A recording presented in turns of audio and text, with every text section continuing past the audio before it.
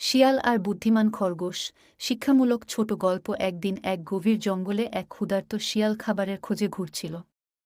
হঠাৎ সে একটা ছোট্ট খরগোশকে দেখতে পেল। খরগোশকে দেখে শিয়ালের মুখে পানি এসে গেল। সে ভাবল, আজ তো রাজকীয় ভোজ হবে। শিয়াল ধীরে ধীরে খরগোশের দিকে এগিয়ে গেল এবং বলল, খরগোশ ভাই, আমি আজ তোমাকে খেয়ে ফেলব। খরগোশ খুব ভয় পেল, কিন্তু সে বুদ্ধিমান ছিল। সে ভাবল, শিয়ালকে যদি বোকা বানানো যায় তাহলে আমি বাঁচতে পারব। খরগোশ এসে বলল, শিয়াল ভাই, আমাকে খেতে চাইলে কোনো সমস্যা নেই, কিন্তু আগে একটা গোপন কথা বলি। শিয়াল বলল, কি গোপন কথা? খরগোশ বলল, এই জঙ্গলে আমি জাদুকর রাজা হাতির পাহারাদার।